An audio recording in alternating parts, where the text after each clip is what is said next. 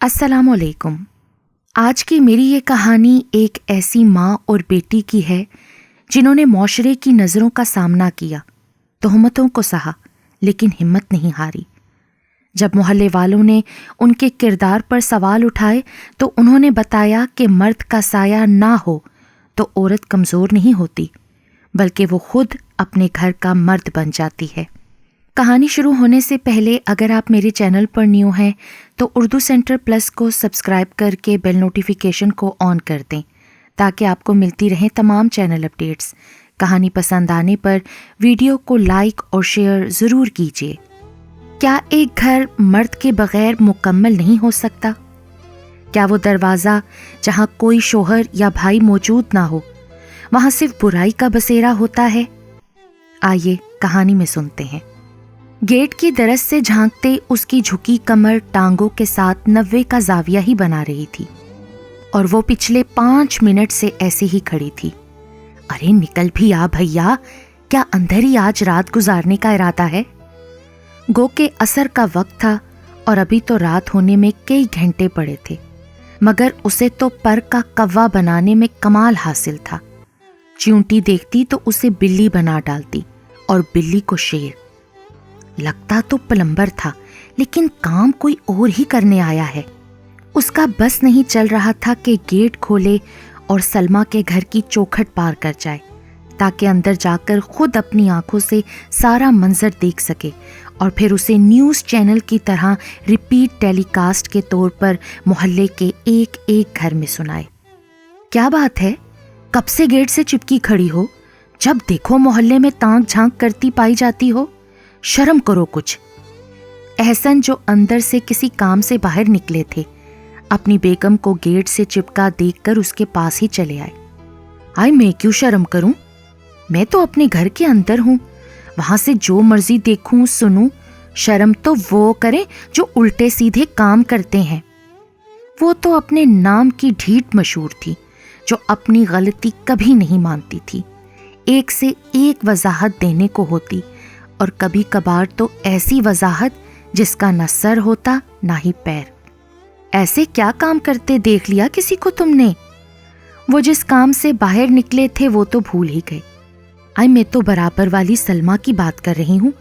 جب دیکھو نئے نئے نوجوان گھر کی دہلیز پر کھڑے ملتے ہیں، ہر روز ہی کوئی نیا بندہ ان کے گھر آ رہا ہوتا ہے۔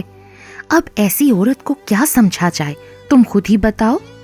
احسن جانتے تھے کہ ان کے گھر کوئی نہ کوئی مرد آتا رہتا ہے، لیکن وہ اس بات سے بھی بخوبی آگاہ تھے کہ وہ آنے والا کبھی کیبل والا تو کبھی الیکٹریشین ہوتا ہے، کبھی پلمبر تو کبھی اے سی کے کام والا۔ اسی قسم کے مرد سلمیٰ کے گھر آتے تھے جن کی آمد کسی مقصد کے تحت ہی ہوتی، لیکن روشنا اسی بات کو 1 کا 10 لگا کر سناتی۔ تو اب کون آ گیا ان کے گھر؟ یکدم انہیں یاد آیا کہ وہ باہر بائک کی چابی لینے آئے تھے جو آفس سے واپسی پہ انہوں نے اسی میں لگی چھوڑ دی تھی۔ لگتا تو پلمبر ہی تھا، لیکن کب سے اندر ہی جا کر بیٹھ گیا ہے؟ کام کرنے آیا ہے یا رات کی دعوت پہ؟ بری بات ہے روشنا، تم جانتی ہو کہ ان کے گھر کوئی مرد نہیں ہے، گھر کے جو بھی کام ہیں وہ خود کرواتی ہیں۔ اس کا یہ مطلب تھوڑا ہی ہے کہ تم ان پہ الزام لگا دو۔ جن گھروں میں مرد نہیں ہوتے وہاں ایسے کام عورتیں خود دیکھتی ہیں، پر اس کا ہرگز مطلب یہ نہیں کہ دوسروں کو ان کے کردار کو مشکوک بنانے کا سرٹیفکیٹ مل گیا ہے۔ احسن کو اپنی بیگم روشنا کی بات بہت ناگوار لگی تو انہوں نے ٹوک دیا۔ روشنا نے ناک بھوں چڑھائی اور اندر چلی گئی۔ بات یہ تھی کہ سلمیٰ جوانی میں ہی بیوہ ہو گئی تھی، اوپر تلے 3 بیٹیوں کی ذمہ داری تھی، میکے میں بیٹھ نہیں سکتی تھی کہ بھابھیوں پہ بوجھ کیا بننا۔ پڑھی لکھی تھیں اور کسی کالج میں پڑھاتی بھی تھیں، نوکری کے ساتھ ساتھ شام میں ٹیوشن بھی لینے لگیں، جس سے انہیں علیحدہ پورشن کرائے پہ بآسانی مل گیا، اور بیٹیوں کا داخلہ بھی اسی کالج میں مفت کا ہو گیا۔ اب تو بڑی بیٹی یونیورسٹی جاتی تھی اور باقی 2 ان کے ساتھ ہی کالج جاتی تھیں۔ اکیلی جان اور 100 کام۔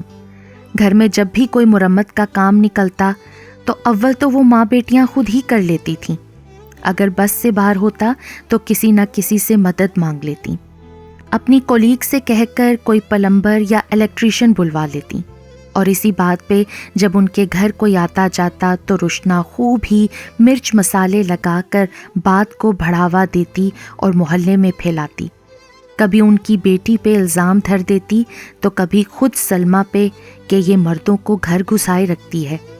وہ سلمیٰ کو بد کردار ٹھہراتی۔ محلے کے کچھ لوگ تو سلمیٰ کو بیوہ ہونے کی وجہ سے نظر انداز کر دیتے، اور کچھ روشنا جیسے ہوتے جو کیچڑ اچھالنے میں پیش ہوتے۔ اس شام روشنا چائے بنا رہی تھی جو باہر گیٹ پہ گھنٹی بجی۔ گیٹ کھولا تو سامنے سلمیٰ کھڑی تھی۔ چہرے کے تاثرات خوشگوار نہ تھے۔ گیٹ سے اندر ہو کر انہوں نے بنا کسی تمہید کے صاف بات کی، روشنا، آپ میری بچیوں اور میرے بارے میں محلے میں جو کچھ بھی باتیں کرتی ہیں، آپ کے پاس کوئی ثبوت ہے ان باتوں کا؟ روشنا کے تو ہاتھ پیر ہی پھول گئے۔ میں نے کیا کہا؟ آپ نے فوزیہ آپا سے نہیں کہا کہ میں جب دیکھوں گھر میں مردوں کو گھسائے رکھتی ہوں؟ میرا ایسا کہنے کا مطلب نہیں تھا۔ روشنا کی زبان اب اس کا ساتھ نہیں دے رہی تھی کہ وہ تردید بھی کرتی۔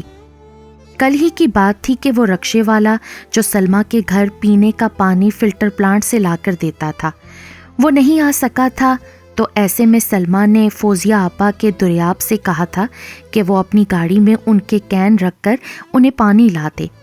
دریاب کو ان کے گیٹ پہ کھڑا دیکھ کر روشنا نے خود سے ہی کوئی من گھڑت کہانی گھڑ لی اور فوزیہ آپا کو درس لگا کر تاکید کی کہ اپنے بیٹے کو ان خواتین کے شر سے محفوظ رکھیں۔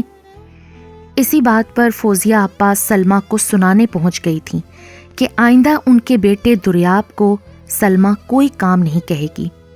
آپ کا جو بھی مقصد تھا روشنا، میں صرف اتنا کہنا چاہتی ہوں کہ جیسے آپ کے گھر پہ کیبل آپریٹر، پلمبر، الیکٹریشین آتے ہیں تو انہیں بھائی دیکھتے ہیں، جیسے آپ کو گھر بیٹھے بیٹھے گروسری، سبزی، پھل، گوشت، دودھ، انڈے سب مل جاتا ہے، آپ کے شوہر لے کر آتے ہیں۔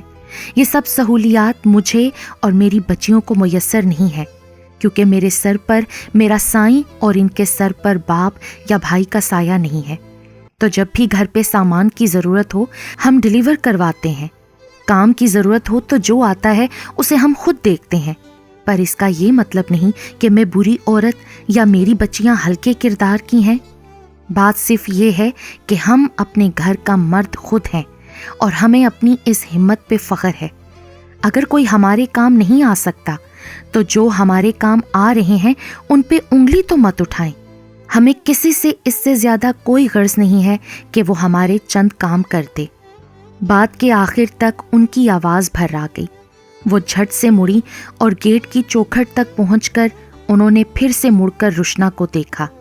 اتنے میں سلمیٰ کی اونچی آواز سن کر محلے کی کچھ عورتیں باہر گلی میں جمع ہو گئیں۔ تم سب کو کیا لگتا ہے کہ مرد کے بغیر یہ گھر کمزور ہے؟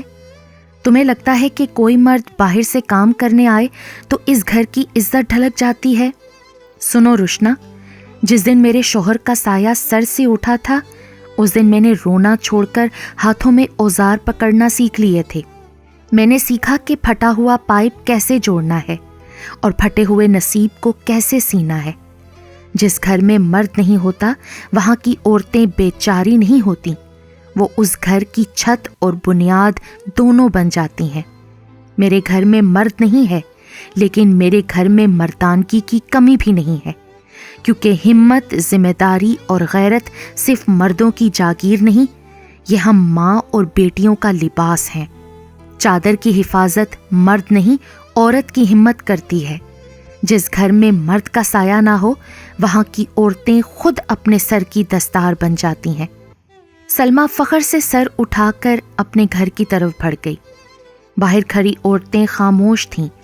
شاید پہلی بار انہیں سمجھ آیا تھا کہ دروازہ کھلا رکھنے سے کردار میلا نہیں ہوتا، بلکہ سوچ میلی ہونے سے گھر کی دیواریں گرتی ہیں۔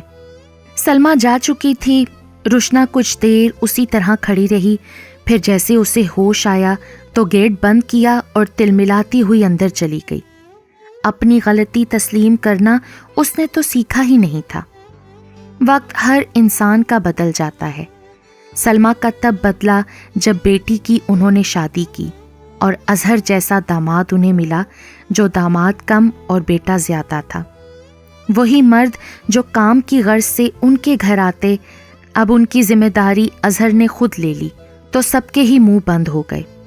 وقت روشنا کا بھی بدلا جب احسن کو فالج کا اٹیک ہوا اور وہ مکمل بستر پہ آ پڑے۔ ان کا بایاں حصہ مکمل مفلوج ہو چکا تھا۔ معذور شوہر اور بے اولاد عورت کب تک گھر کا بوجھ خود ڈھو سکتی ہے؟